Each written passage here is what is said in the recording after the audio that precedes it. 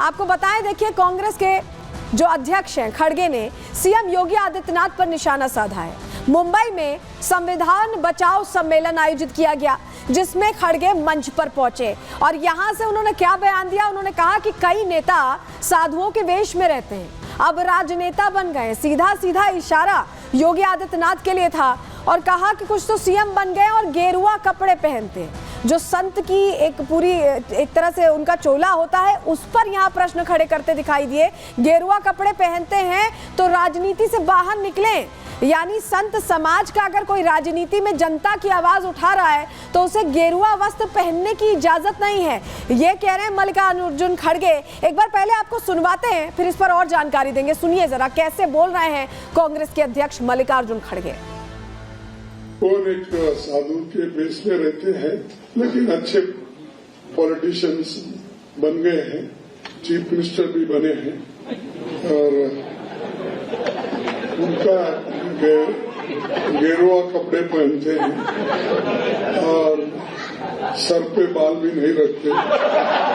तो ऐसे एक नेता है जो बीजेपी ने पैदा किए। ठीक है कि हम उससे मैं ये कह रहा हूं उनको, बीजेपी को, या तो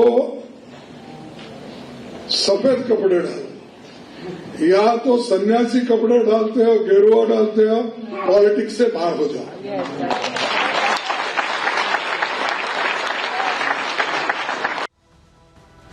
तो आखिर वजह क्या है जो इस तरह का बयान यहां मल्लिकार्जुन खड़गे दे रहे हैं, जरा आपको बता देते हैं।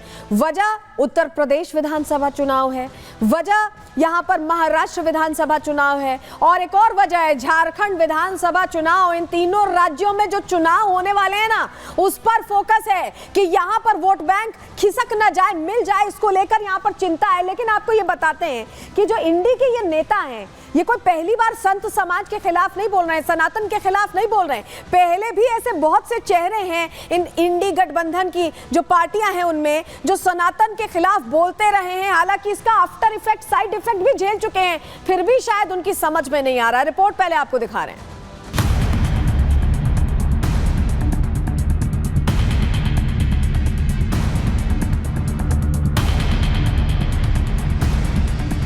सीएम योगी की हवा, कांग्रेस का खौफ भगवा। भगवा पर भड़के कांग्रेस के अध्यक्ष खड़गे। सनातन का अपमान, इंडी गठबंधन का काम। सनातन का विरोध करना, सनातन को निशाना बनाना शायद इंडी गठबंधन के नेताओं की आदत बन गया है।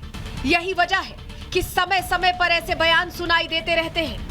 लेकिन अब तो खुद कांग्रेस के अध्यक्ष मल्लिकार्जुन खड़गे सनातन का विरोध करने मैदान में उतर आए हैं। इशारों ही इशारों में योगी पर निशाना साध रहे हैं, राजनीति की बात कर रहे हैं, लेकिन उनका असल टारगेट भगवा वस्त्र है।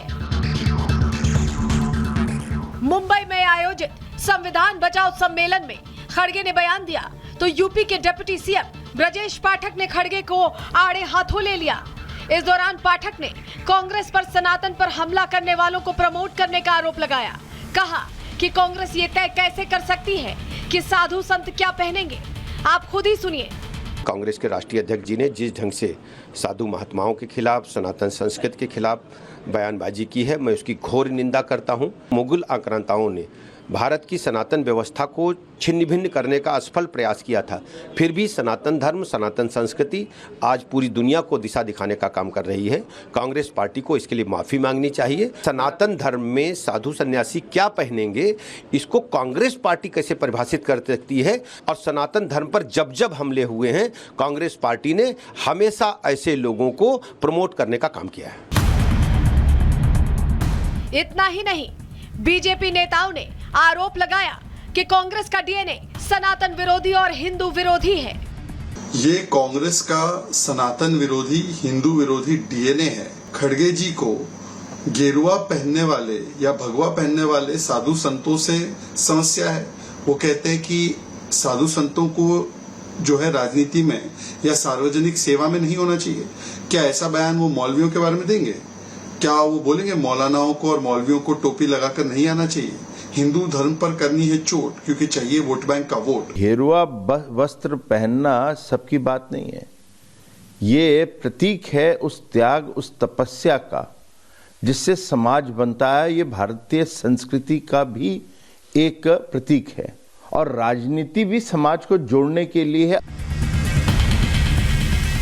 बीजेपी के साथ साथ एनडीए में सहयोगी पार्टियों के नेता भी खड़गे पर निशाना साधते दिखे। वे साधु संतों पर टिप्पणी करने का अधिकार खो चुके हैं। गेरुआ वस्त्र त्याग और बलिदान का प्रतीक है। योगी आदित्यनाथ जी ने इस संन्यास की भावना के साथ प्रदेश की सेवा का संकल्प लिया है। योगी जी एक सच्चे सेवक की तरह प्रदेश की जनता के लिए समर्पित हैं। उन पर इस तरह की टिप्पणी अशोभनीय है। खड़गे जी का बयान उनके पद की गरिमा के अनुकूल नहीं है। उन्हें साधु संतों के बारे में इस तरह की टिप्पणी नहीं करनी चाहिए।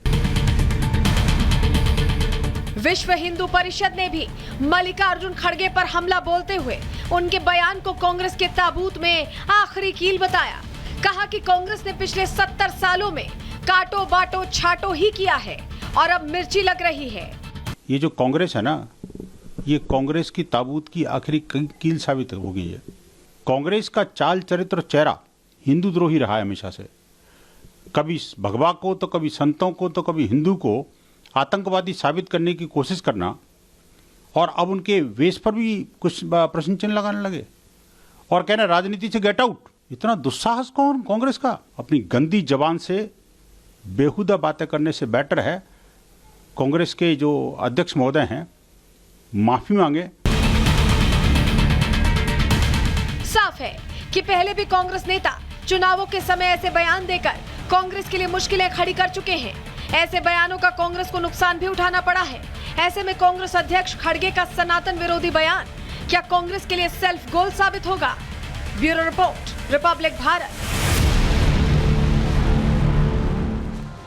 वहीं शहनवाज हुसैन ये कह रहे हैं कि लगता है कि योगी के बढ़ते कद से कांग्रेस को घबराहट होने लगी है। सुनिए जरा। जिस तरीके से बंबई में कल जनसभा थी, वहां पर मल्लिकार्जुन खड़गे ने एक तरीके से बिना नाम लिए एक निशाना साधा और गेरुआ वस्त्र को लेकर के किस तरीके से देखते हैं? कांग्रेस को तो दिक्कत ही है, राम मंदिर पे दिक्कत है, सनातन पे दिक्कत है, कांग्रेस को दिक्कत है, गौवंश की जो हत्या हो रही है उस पर प्रतिबंध लगे, उस पर दिक्कत है। वहीं मल्लिकार्जुन खड़गे के बयान के बाद तारिक अनवर अब उनके बचाव में उतर आए हैं। कैसे बचाव कर रहे हैं वो भी पहले आपको सुनवा रहे हैं। कपड़ों पे इसलिए बोले हैं कि वो कपड़े पहनकर लोगों को धोखा देने का काम किया जा रहा है। योगी का रूप धारण करके भोग रहे हैं लोग, तो इसीलिए उन्होंने इस पर तंज किया है कि योगी का भेष बदलने की आपको आवश्यकता नहीं है। अगर भोग करना है तो सीधे सीधे राजनीति में आइए।